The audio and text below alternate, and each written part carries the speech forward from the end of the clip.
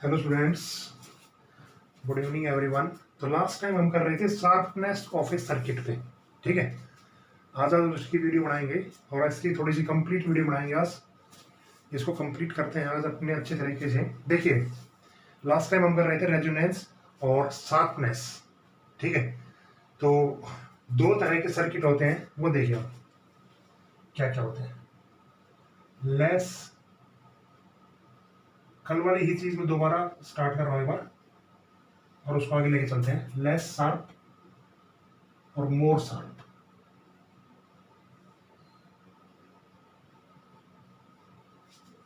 ठीक है, less sharp और मोर शार्प, इसको हम कहते हैं लेस सिलेक्टिव सर्किट। ये उसी के नीचे लिखे ना आप। ठीक है, और इसको हम कह देते हैं मोर सिलेक्टिव सर्किट। क्या होता है ये बताता हूं। देखो, लेस शार्प का मतलब ये होता है जिसमें कल हमने ये वैल्यू की थी। देखो, इन वैल्यू में थोड़ा सा कंफ्यूज मत होइए बस। ठीक है, ये थोड़ा सा ध्यान रखना आप। ठीक है, इन वैल्यू में आपको कंफ्यूज नहीं होना है। ठीक है,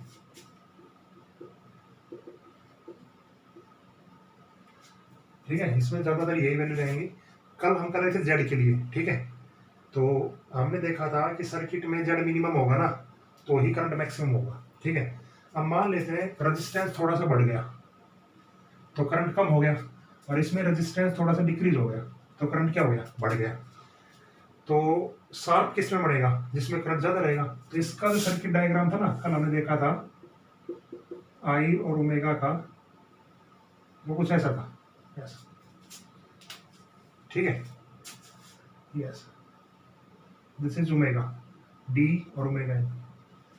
अगर मैं इसका बनाऊं तो अगर रेजिस्टेंस चेंज हो गया तो सर्किट कुछ ऐसा होगा। ऐसा, ऐसा देखा था कल हमने, ये ऐसा हो जाता है नीचे। ठीक है, तो वहां पे रेजिस्टेंस क्या होता है, ज्यादा होता है, लार्ज रेजिस्टेंस आई एम और ओमेगा। यहाँ पे रेजिस्टेंस क्या था, लेस, तो लेस रेजिस्टेंस था तो करंट का पीक मैक्सिमम था। ठीक है, और लार्ज रेजिस्टेंस है तो करंट का पीक क्या है, मिनिमम। ये चीज समझ में आ गई नहीं यहाँ तक? ओके, ठीक है, तो इसको कंबाइन ग्राफ के रूप में दिखा रखा है वो बुक में। ठीक है, तो आप इसको यहाँ से ट्राई कर लेना। तो आज जो मैं कर रहा हूँ वो कर रहा हूँ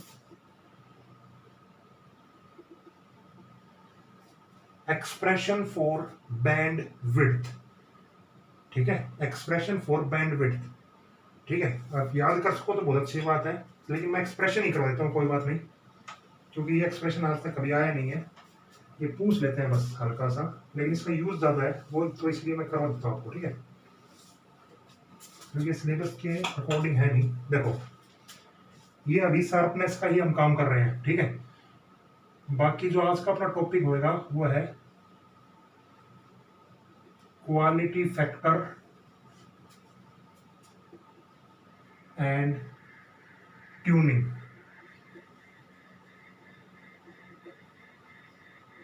ठीक है, क्वालिटी फैक्टर एंड ट्यूनिंग। ठीक है, इसी में ही हम सबसे पहले करते हैं एक्सप्रेशन फॉर बैंडविड्थ।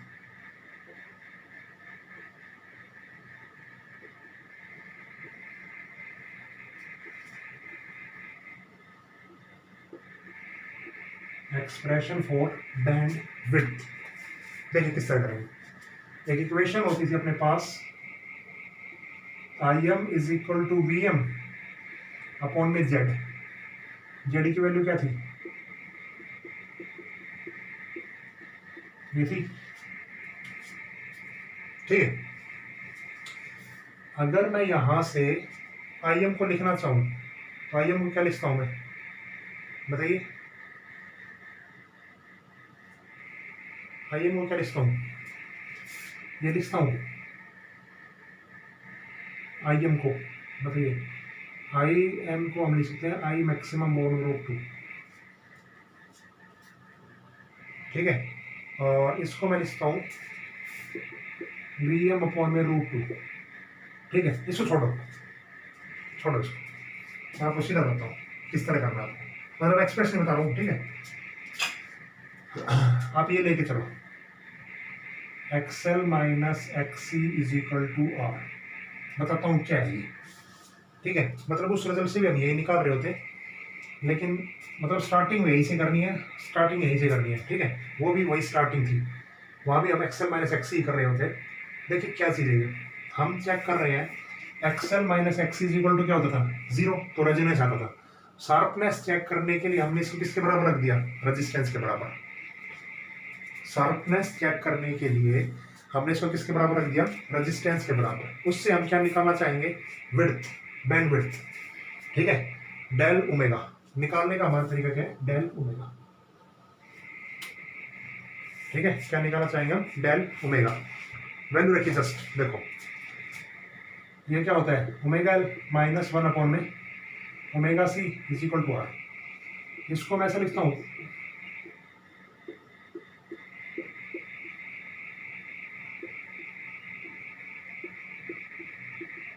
ये देखो डेल ओमेगा हमने क्या किया है, जो ये ग्राफ था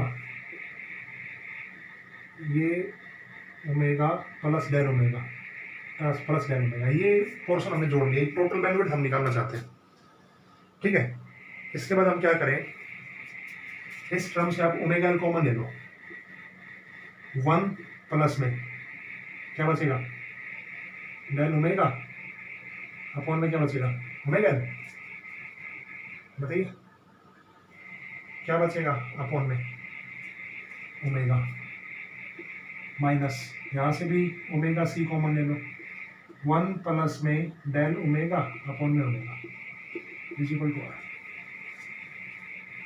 ठीक है।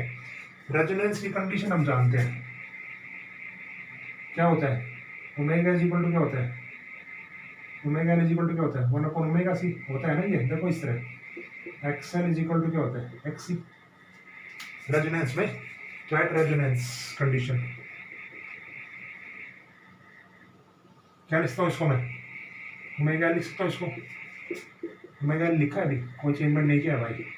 इसको देखो मैं क्या लिखता हूँ, 1 अपॉन ओमेगा सी, इसको मैं क्या लिखता हूँ, ओमेगा एल, तो ऊपर लिख दो इसको ओमेगा एल, बताइए ऊपर लिख दो इसको, अरे 1 अपॉन ओमेगा सी की जगह मैं क्या लिखता हूँ, ओमेगा एल, ठीक है। देखो पहली बात तो ये सोचो, इसको मैं आपके लिए एक आसान तरीका भी बता सकता था, लेकिन आसान तरीका आपके लिए यूजफुल नहीं है। देखो लाइफ में ना शॉर्टकट यूजफुल नहीं है कहीं भी, नहीं तो इनके तरीके मैं आपको बता देता। जैसे कुछ एक छोटे स्कूलों में क्या करवा देते हैं, ये बैंडविड्थ आप याद कर लो, ठीक है। रेजोनेंस ये होता है कि उसका एम्पलीट्यूड मैक्सिमम हो जाता है किसी टाइम पे, ठीक है। वो कंडीशन क्या होती है, ये कंडीशन होती है, ठीक है। ट्यूनिंग हम किस तरह करते हैं, हम देख लेते हैं कि सर्किट कैसा है, बड़ा होगा तो अच्छा होगा, छोटा होगा तो बेकार होगा। ये 4 बातें मैं आपको बता सकता हूँ, कोई दिक्कत नहीं। लेकिन हम हर चीज को फिजिकली भी देखेंगे और क्वांटिटेटिवली भी देखेंगे कि भाई ऐसा होता है या नहीं, ठीक है। मेरा प्रोसेस ये है, ठीक है।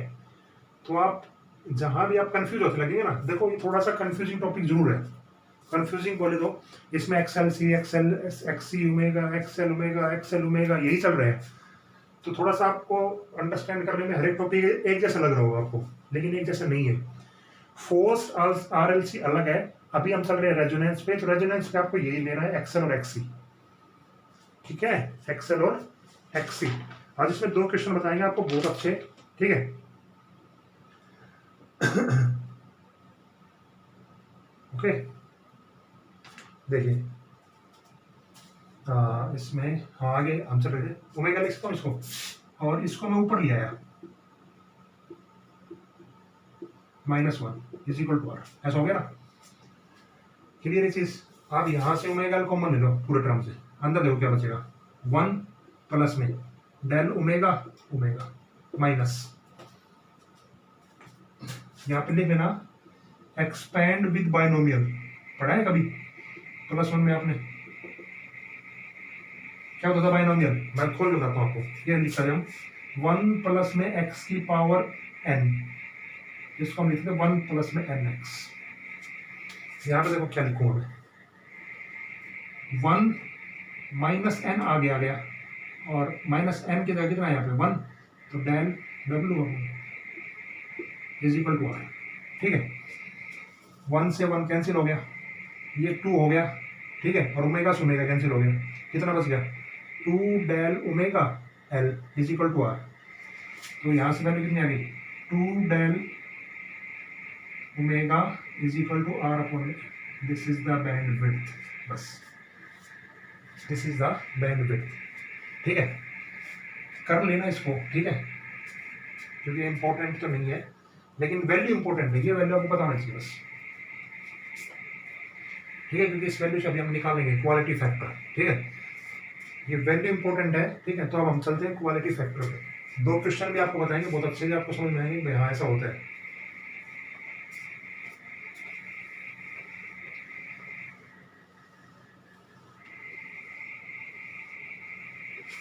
देखिए क्वालिटी फैक्टर क्या होता है। क्वालिटी फैक्टर एक्चुअल में क्या होता है,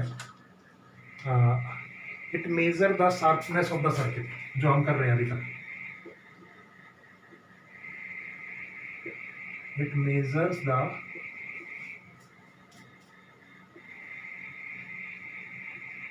शार्पनेस ऑफ सर्किट। ठीक है, ये क्वालिटी फैक्टर है, इसको हम कह देते हैं क्यू फैक्टर। पेपर में आया हुआ है ये कभी। ठीक है, आ जाता है पेपर में, लास्ट टाइम तो नहीं आया, उससे लास्ट टाइम जरूर आया था। रेजोनेंस पे क्वेश्चन आता है 1 नंबर का, हमेशा आता है तकरीबन 1 या 2 नंबर का। पिछली बार 3 नंबर का आया था इस पे। ठीक है, और क्या क्वेश्चन आया था, बहुत आसान क्वेश्चन आया था। क्या पूछा था कि रेजोनेंस की कंडीशन कब आकर होती है, आप देखेंगे पेपर में। ठीक है, और ट्यूनिंग फैक्टर में वो किस तरह काम करता है, क्वालिटी फैक्टर में वो किस तरह काम करता है। तो आप ध्यान सुनिए इसको, कल पिछली बार 3 नंबर में आया था, आप पेपर देखेंगे तो। ठीक है, उसके बाद देखिए आप ये डेफिनेशन क्या होती है, इस क्यू को हम लिखते हैं। ठीक है, angular frequency and ratio two bandwidth. Resonance angular frequency, इसकी बहुत सारी डेफिनेशन होती है लेकिन एक्चुअल में डेफिनेशन यही से बनती है। सबसे पहले डेफिनेशन यही, बैंडविड्थ। ठीक है, देख रखिए आप, एंगुलर फ्रीक्वेंसी रेजोनेंस पे कितनी होती थी रूट एल सी, और बैंडविड्थ अभी आपने निकाला है, क्या निकाला था आर अपॉन में एल। तो ये आर अपॉन में एल नीचे नीचे था ना, तो ऊपर जाके एल अपॉन में आर हो जाएगा। ठीक है, तो वैल्यू कितनी आएगी 1 अपॉन में R root L by C. This is quality factor. ठीक है, it is also called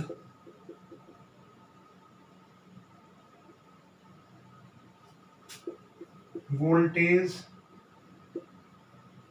magnification. ठीक है, वो क्या, इसकी अलग डेफिनेशन ये है। ठीक है, वोल्टेज अक्रॉस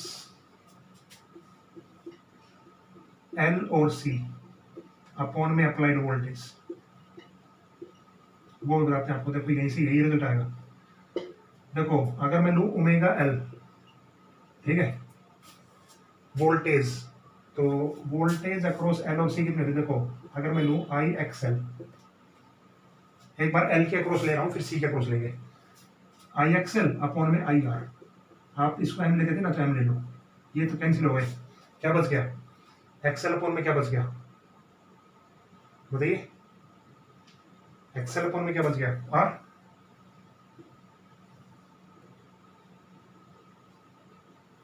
बच गया ना। ठीक है, और एक्सी और एक्सएल दोनों क्या होते हैं, बराबर होते हैं या नहीं, बताइए बताइए, एक्सएल और एक्सी बताइए।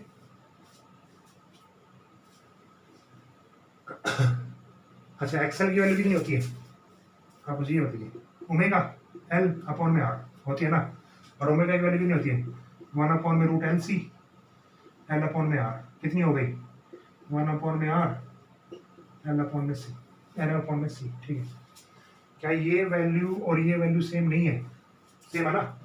अब इसका तीसरा प्रोसेस देखते हैं, देखो पहला ये हो गया, दूसरा ये हो गया, तीसरा और देखते हैं, यहाँ पे देख लेते हैं। Q is equal to x c upon में आर लिख सकता हूँ ना। इसको देखो, I M x c, I M से I M cancel, x c upon में आर। एक्स सी देखो क्या लिखा जाएगा, एक्स सी क्या होता है, 1 अपॉन में ओमेगा सी आर, हो गया ना। और 1 अपॉन में ओमेगा की वैल्यू दें 1 अपॉन रूट एल सी, तो रूट एल सी ऊपर चला जाएगा और सी अपॉन में आर। ये मतलब जल्दी इसलिए बता रहा हूँ, ये तो आप खुद कर लेंगे, थोड़ा सा डेफिनेशन ये मेन है, लेकिन इसको मोल्टेज मैग्निफिकेशन कह देते हैं, तो 2 डेफिनेशन और बढ़ जाती है और दोनों डेफिनेशन का रिजल्ट यही बनता है, ठीक है।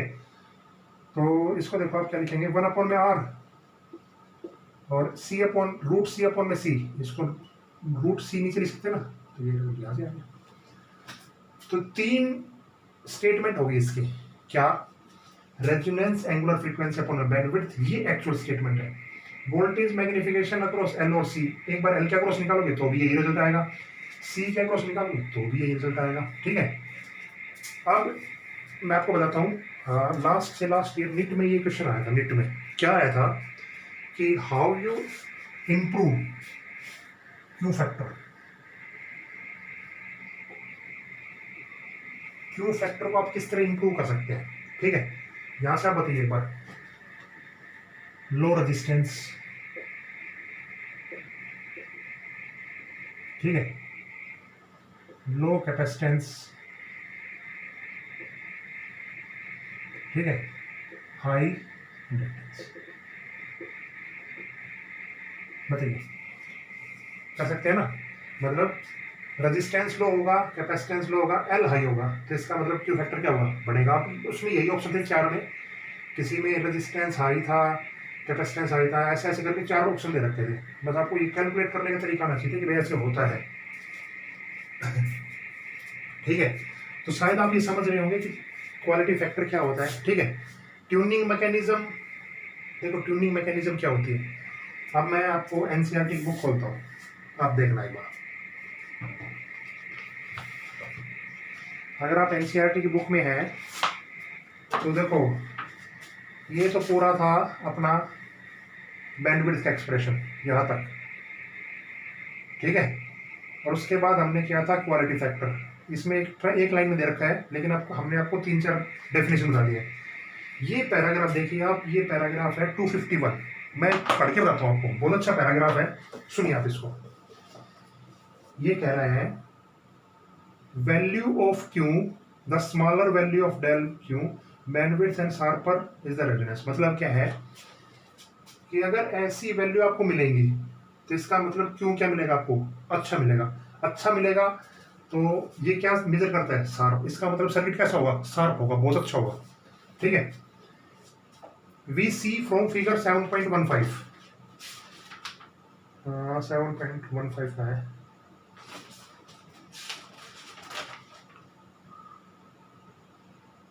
ये है 7.15, ठीक है। इसमें क्या बताना चाहता है, बताते हैं आपको, देखो। If the resonance is less sharp, अगर मैंने अभी 2 डायग्राम बनाए थे ना आपके पास, 2 डायग्राम, एक में लेस शार्प था, एक में हाई शार्प था, ठीक है। Note only the maximum current less, देखो अब इसमें कितने चिन्ह ले रखे, ये कह रखा है कि जो लेस शार्प था ना उसमें ऐसा था, करंट आई मैक्सिमम, और शार्प में ऐसा था।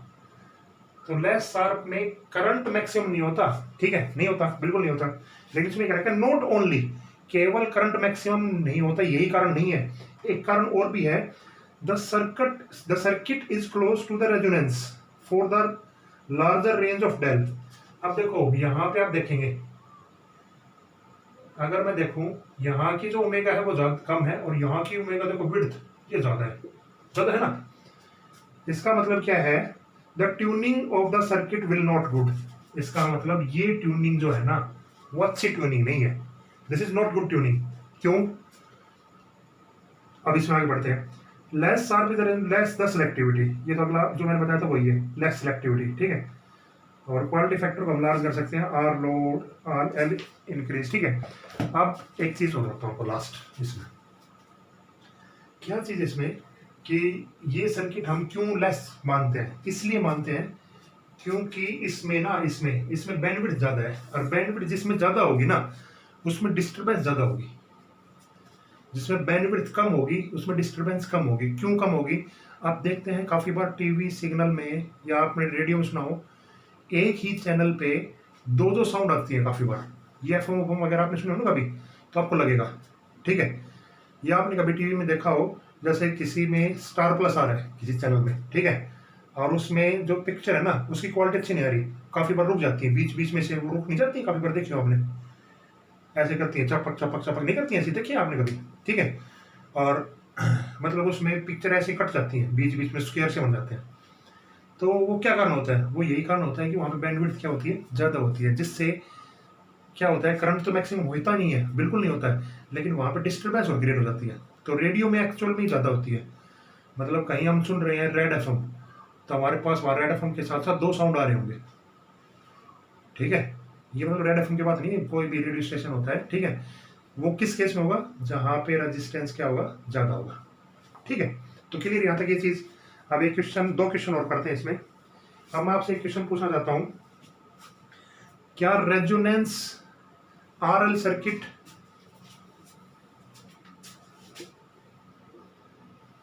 और आरसी सर्किट इनमें हो सकता है? देखो अभी तक हम सारा काम किस में कर रहे हैं, एल और सी में, एल और सी में कर रहे हैं ना, तो क्या ये आरसी और आरएल सर्किट में हो सकता है? बताइए मुझे,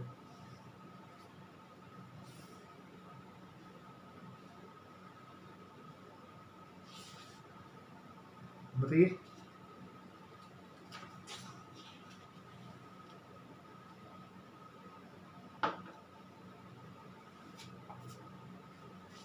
अच्छा देखो मैं आपको पैराग्राफ बताता हूँ। एनसीईआरटी में आप आइए, रेजोनेंस में 249 पेज पे, और 249 पेज पे यहाँ पे पढ़िए आप, बहुत अच्छी लाइन लिख रखी, देखो आप। It is important to note that resonance phenomena is exhibited by circuit only if both and L and C are present। क्या कहा है? रेजोनेंस केवल और केवल वही वैलिड होगा जहां पे L और C मिलेगा आपको, ठीक है। Only then do the voltage across L और C cancel each other, both being out of phase, ठीक है। क्या सुनो इसको, ये करेक्ट है, एल और सी है ना, एक में तो क्या चलता है, π/2 ऊपर चलता है, एक में क्या चलता है, π/2 नीचे चलता है, तो वो फेज को कैंसिल कर सकते हैं। तो रेजोनेंस सिर्फ वही अगर कर सकता है। अगर आप आर और सी लेते हैं, मान लेते हैं, तो आर तो एक सेम फेज में है, सी ऊपर है, अगर एल लेते हैं तो एल नीचे है, तो ये कभी कैंसिल नहीं कर पाएगा, इनका रिजल्टेंट कुछ ना कुछ बनेगा। लेकिन एल और सी में देखो क्या है, एल ऊपर की तरफ, सी नीचे की तरफ, इतना ही होता है, एक π/2 से बढ़ रहा होता है, एक π/2 से घट रहा होता है। क्लियर ना ये चीजें, ठीक है। अब एक क्वेश्चन और करते हैं लास्ट आज की वीडियो का, और इस रेजोनेंस को खत्म करते हैं हम। 7.10 क्वेश्चन देखो, लास्ट टाइम मैंने आपको 7.5 तक करवाए थे, लेकिन आप 7.6, 7.7, 7.8, 7.9 करेंगे ना, तो वो बहुत आसान क्वेश्चन है। सभी में आपको किसी में इम्पीडेंस निकालना पड़ेगा, किसी में रिएक्टेंस निकालना पड़ेगा, वो एक प्रोसीजर मैंने पूरा आपको बता दिया था, करके देख लेना, नहीं आया तो मेरे से आप पूछ लेना कोई भी क्वेश्चन। लेकिन 7.10 बताता हूँ आपको, 10 देखो। 7.10 क्वेश्चन में क्या कर रखा है, at an airport a person is made to walk through a doorway of a metal detector for security reasons. If she and he is carrying anything made of metal, the metal detector emits a sound. On what principle does this detector work? देखो बहुत अच्छा question है। Airport पर नहीं होते तो काफ़ी जगह होता है, काफ़ी जगह हम जाते हैं तो हम मेटल डिटेक्टर के अंदर से गुजरते हैं, ठीक है। तो अगर अपने पास कोई मेटल का सामान होएगा, मेटल, ठीक है, तो जैसे ही उस मेटल डिटेक्टर के अंदर से गुजरते हैं ना, तो एक आवाज़ आती है, चूं आती है ना, जिससे हम वो मतलब जो सिक्योरिटी होते हैं वो हमें पकड़ लेते हैं और चेक करते हैं, होता है ना। या किसी बैग को हमने डाला किसी के अंदर, मेटल डिटेक्टर के अंदर, अगर उसमें कोई मेटल का सामान होगा ना, तो वो अपने आप साउंड करने लग जाएगा। क्यों करता है? क्यों? वो इसलिए करता है क्योंकि वहाँ पे रेजोनेंस अगर होता है, क्या होता है, रेजोनेंस अगर होता है। क्यों रेजोनेंस अगर होता है? अब इस क्वेश्चन को पढ़ो, इसका आंसर पढ़ो। The metal detector works on the principle of resonance in the circuit when you walk through a metal detector. जब आप मेटल डिटेक्टर के अंदर चल रहे होते हैं, you are in fact walking through a coil of many turns, ठीक है। तो आप क्या करते हैं, उस मेटल की बहुत सारी कॉइल के अंदर से चल रहे होते हैं, ठीक है। And the coil is connected to capacitor, और वो किससे कनेक्ट होती है? कैपेसिटर से कनेक्ट होती है, ठीक है। और so that the circuit is in resonance, तो इसके कारण वो सर्किट क्या हो जाता है, रेजोनेंस में आता है, क्योंकि एल मेनी टर्न्स हो गई और सी कैपेसिटेंस हो गया। तो कहीं ऐसी स्टेज आती है जिससे एल और सी क्या हो जाते हैं, आउट ऑफ फेज हो जाते हैं, और रेजोनेंस की कंडीशन अगर कर जाती है, जिससे वो मेटल अपना क्या पकड़ा जाता है, ठीक है। और वो क्या करता है, हाई एम्पलीट्यूड एक साउंड एमिट करता है, ठीक है। ओके, तो आज की क्लास को हम यही और करते हैं। तो अपना ये टॉपिक रेजोनेंस है वो कंप्लीट हो गया है। अब अपना बच गया है फ्री ऑक्सीलेशन, ठीक है। और फ्री ऑक्सीलेशन में हम क्या पढ़ेंगे, केवल और केवल एलसी ऑक्सीलेशन। क्यों नहीं पढ़ेंगे आर, क्योंकि अभी हम पढ़ चुके हैं कि रेजोनेंस में आर की जरूरत हमें होती नहीं है, एल और सी के ऑक्सीलेशन की हमें जरूरत पड़ती है कोई भी सर्किट रेजोनेंस में होता है। तो जो नेचुरल फ्रीक्वेंसी होती है वो एल और सी की हम देखेंगे नेक्स्ट लेक्चर में। तो आज के लिए इतना ही काम है। आई होप आपको बहुत अच्छी क्लास लगी होगी ये, ठीक है। और देखो ये जो टॉपिक है थोड़ा सा इंटरेस्टिंग, बहुत इंटरेस्टिंग टॉपिक है, लेकिन अगर आप इसको इस तरह याद करने में लगे रहेंगे ना तो ये सब बहुत डिफिकल्ट टॉपिक है, याद तो ना होगा, ये कभी भी याद नहीं होगा। आप हर जगह L by C L C L C L by C इसके चक्कर में पड़े रहेंगे फिर, ठीक है। तो आप थोड़ा सा इंटरेस्ट लेके काम करेंगे तो डेफिनेटली बहुत आराम से होगा आपका, नहीं तो फिर दिक्कत है, ठीक है।